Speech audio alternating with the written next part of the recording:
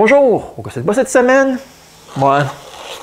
Depuis plus que 10 ans, je me sers de cette sableuse-là. Ah, il est temps que je m'en fasse un autre.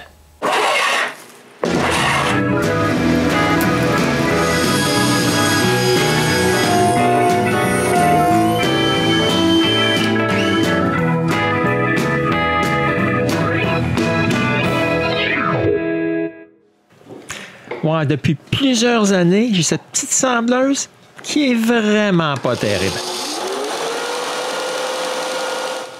Ouais, le moteur il est pas assez puissant et la partie de la sableuse à bande peut être arrêtée pendant qu'elle tourne. Ouais, c'est plus facile sa partie ronde, mais ça laisse des traces de brûlure. Je voulais donc la changer depuis longtemps. Je me suis donc acheté cette sableuse de 6 par 48 en bois. Ouais, mais je me suis aperçu pas mal vite que c'était vraiment trop petit et pas terriblement fait. Si j'appuie trop fort, je peux arrêter la bande de rouler. Mais depuis que le magazine Woodsmith a sorti le plan de leur sableuse à bande, je rêve de la fabriquer. Ouais, mais ça m'a pris 1 an, mais j'ai réussi à acheter des moteurs et un d'entre eux va me servir pour ma toute nouvelle sableuse. Ouais, par contre, le plan du magazine avait le moteur du mauvais côté et je voulais pas de base. Donc, je me suis dessiné moi-même un nouveau modèle de sableuse en me basant sur leur plan. Et voici ce que je vais construire. Now, you screw it all together. Si vous voulez voir la fabrication du modèle exactement comme dans le magazine, je vous suggère d'aller voir la vidéo de Rod. Oui, il a fait une superbe vidéo. Pour ma part, je commence avec un léger problème. Les moteurs que j'ai achetés sont des moteurs de courant continu de 180 volts. Donc, pour les faire fonctionner, j'ai été forcé d'acheter un contrôleur DC. Mais j'en fais une belle la première fois que j'ai mis le pouvoir sur le contrôleur. Ben oui, j'avais un court-circuit et j'ai endommagé mon tout nouveau contrôleur. Ouais, je dois arranger ça maintenant. Donc, j'enlève le connecteur du 220 volts et j'en pose un autre. Et maintenant, en utilisant des fils un peu plus petits, j'arrive à faire fonctionner ça sans faire de feu d'artifice. Bon, une chose de réglée. Je commence par les morceaux qui, selon moi, sont les plus compliqués de toute la construction, c'est-à-dire les 2 tiges d'acier. Pour fabriquer ces morceaux, j'ai été chez Pierre, encore une fois. Après avoir expliqué à Pierre ce que je voulais, il a dessiné ses plans. Et ensuite, il passe des heures devant le tour à métal pour fabriquer ces 2 tiges. Ouais, j'essayerai même pas de vous expliquer ce qu'il a fait. Parce que selon moi, Pierre, c'est un vrai magicien.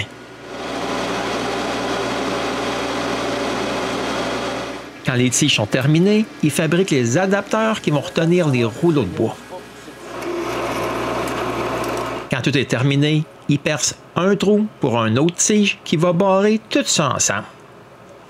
OK, à regarder comme ça, vite, vite, on pourrait croire que c'est assez facile. Ouais, mais ça a pris une 20aine d'heures de travail pour faire tout ça. Ouais, mais avec toutes ces pièces en main, je suis enfin prêt à commencer la construction de ma sableuse. La première chose que je fais est couper une petite lisière de contreplaqué assez mince. Je coupe cette lisière en petits carrés et je les colle ensemble 3 par 3. Ouais, parce que j'ai besoin de cette épaisseur de contreplaqué-là. Et j'ai eu la chance pendant les 3 premiers jours de ma construction d'avoir Peter qui était venu des États-Unis pour venir nous visiter.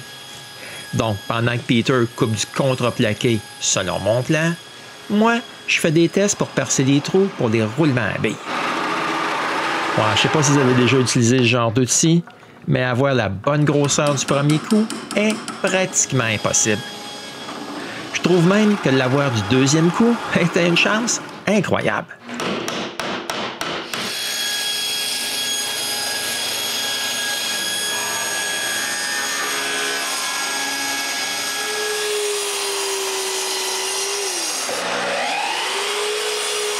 Pendant que je fais ces tests, Peter coupe d'autres carrés de contreplaqué et on marque le centre pour que je puisse percer tous les trous pour les rouleaux d'entraînement. Ouais, mais c'est pas fini. Peter continue de couper plein de morceaux, pendant que moi, je suis à la perceuse à colonne et je fais tous les trous qu'il me faut pour les rouleaux.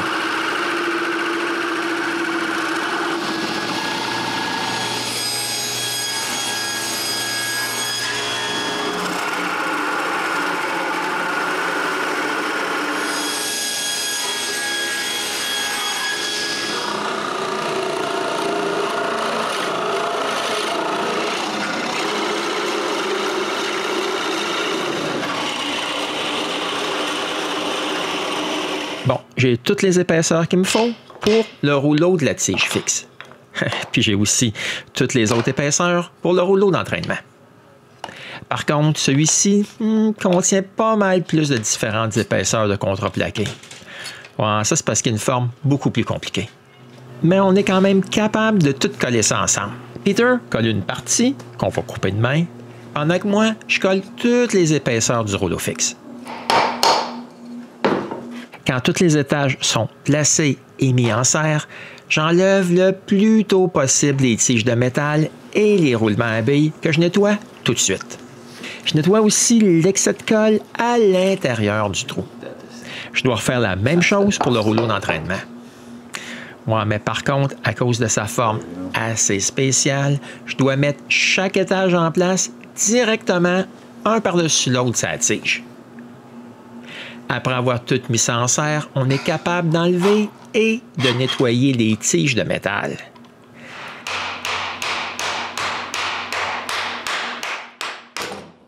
Ouais, mais maintenant, il ne reste plus qu'à attendre que la colle sèche. On laisse ça comme ça toute la nuit.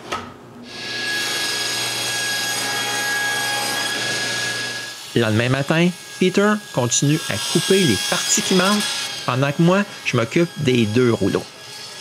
La première chose que je fais est couper les 4 coins des 2 rouleaux. Ah ouais, il y a pas mal de morceaux à couper et à coller ensemble. Mais même si Peter s'occupe de ça, moi, je dois quand même fabriquer le gabarit qui va m'aider à tourner les rouleaux ronds.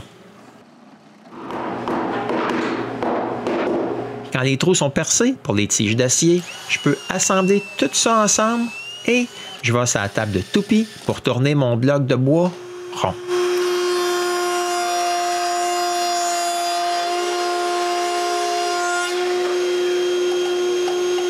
Après avoir tourné une partie ronde, je vérifie si j'ai la bonne grosseur de diamètre. Bon, je suis proche là, mais c'est pas encore à la bonne grosseur. Je dois enlever encore un peu de bois. Pendant ce temps-là, Peter s'occupe d'installer des écrous à griffes qui vont être à l'intérieur de la base.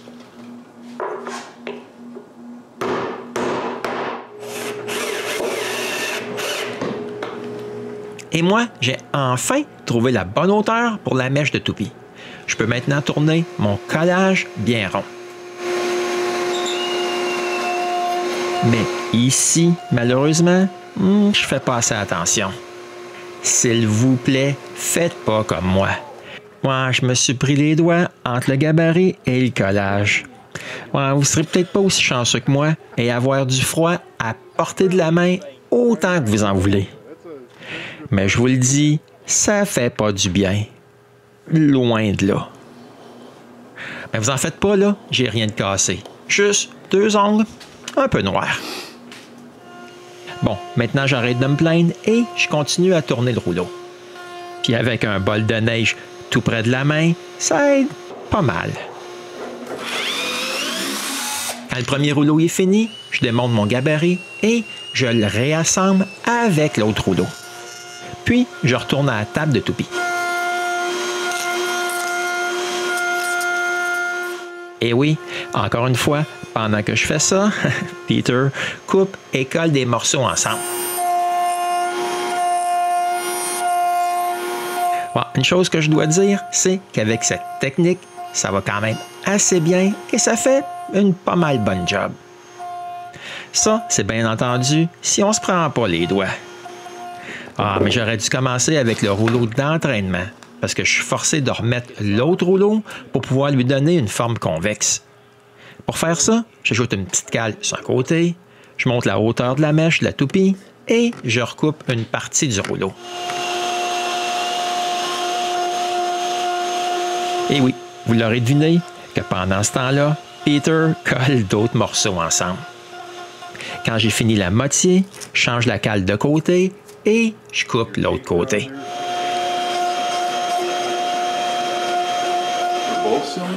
Et maintenant, vous pouvez bien voir que mon rouleau a une forme convexe. Bon, mais pour le mettre plus uniforme, je le mets sur le tour à bois et je sable le tout. Ah, je sable aussi le rouleau d'entraînement.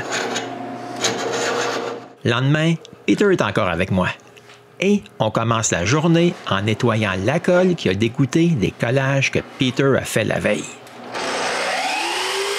Et on peut enfin commencer à couper les morceaux à bonne longueur pour faire le cadre de la base. Quand les morceaux sont tous coupés à bonne longueur, on les colle et on les visse ensemble.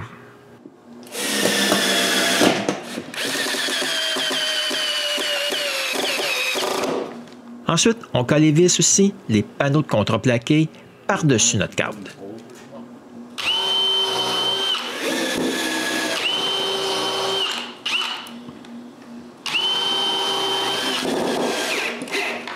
Quand le premier côté y est collé et vissé, on refait la même chose pour l'autre. Maintenant, on peut s'attaquer à la base de la base. Donc, après avoir coupé tous les côtés droits, je perce tous les trous pour les vis qui vont retenir les 5 renforts de l'arrière.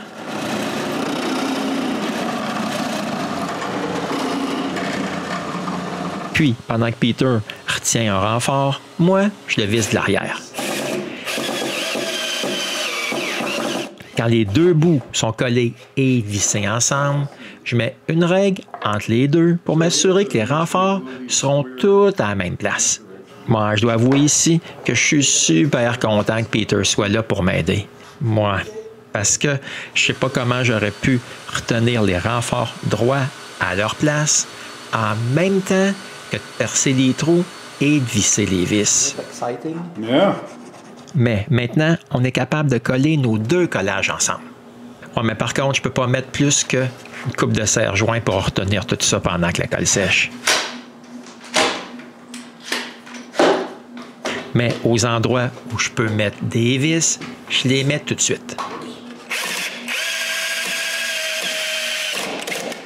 Maintenant, on est capable de travailler sa partie mobile qui applique une pression sur le rouleau qui n'est pas entraîné. Après avoir marqué le demi-cercle du bout, je peux percer les trous pour l'axe du rouleau. Le trou du haut, c'est un trou allongé que je fais en perçant des trous un à côté de l'autre. Ensuite, je finis à la rampe.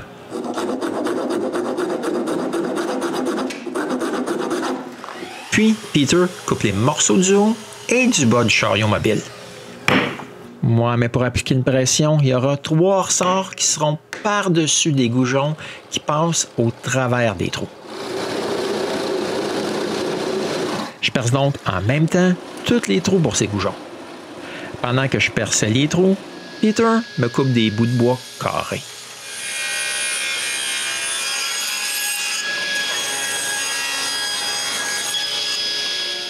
Ensuite, je les transforme en goujons.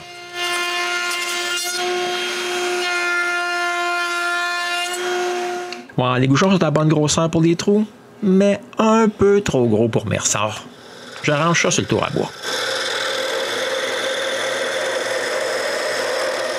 Bon, maintenant que tout est à bonne grosseur, je peux coller mes goujons en place. Bon, pour ça, j'utilise la colle époxy que j'ai un peu épaissie avec de la poudre de silice.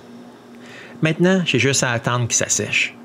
Et malheureusement, pour Peter, il n'aura pas la chance de voir la sableuse terminée parce que la dernière chose à laquelle il m'a aidé à faire avant de partir a été d'ajouter des vis sous la base à l'endroit où on avait collé auparavant.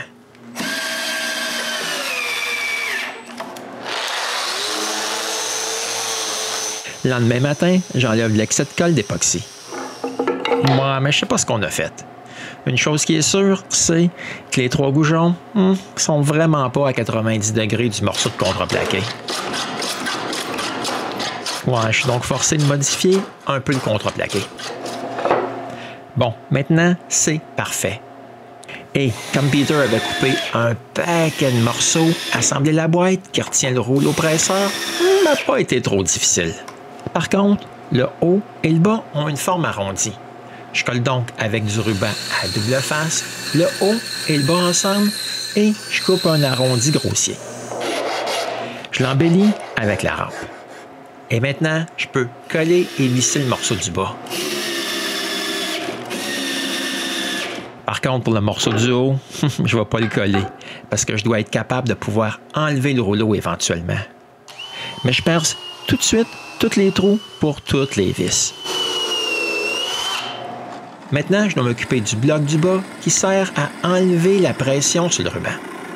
La première chose à faire est percer un trou pour pouvoir laisser passer une tige filetée. Ensuite, je peux couper, encore une fois, une forme arrondie grossière et je visse ce bloc en place.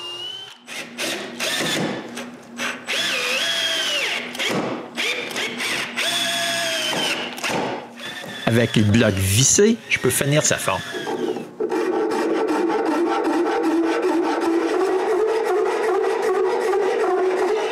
En utilisant le trou que j'ai percé à perceuse à colonne, je peux percer un trou directement dans la base. J'enlève le chariot et je perce le trou un peu plus profondément. Maintenant, je peux mettre la tige filetée en place, marquer la longueur que j'ai besoin et la couper. Mais avant de le coller en place, je chambre toute cette partie parce que, moi, ça sera pas mal difficile d'y accéder quand la tige de métal sera collée. Mais avec le bois sablé, je peux coller la tige. Pendant que la colle sèche, je peux m'occuper du reste du chariot mobile. Premièrement, je le retiens en place avec seulement une coupe de vis. Ensuite, je peux m'occuper du bloc qui va servir d'ajustement pour la hauteur de la bande. Je commence par marquer l'endroit où je dois percer le trou. Ensuite, je mesure la profondeur à laquelle je devrais percer le trou et je le perce.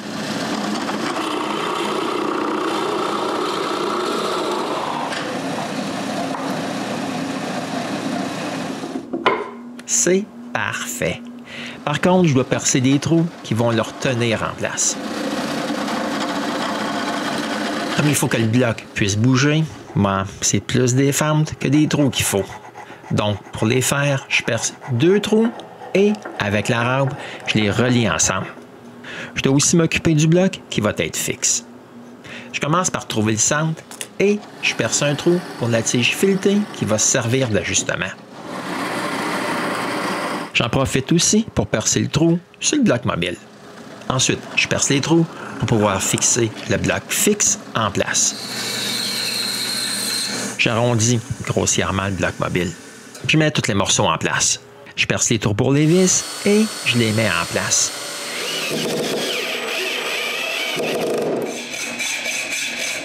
Après avoir coupé la tige filetée, je peux vous montrer comment ça va marcher. J'ai juste à dévisser le bloc fixe et à coller la tige filetée. Pendant que la colle sèche, je peux visser fermement la partie mobile et lui donner sa forme finale. C'est maintenant le temps de m'occuper de la partie du haut de la base. Mais pour voir ça, vous serez forcé de revenir me voir au gosseux de bois.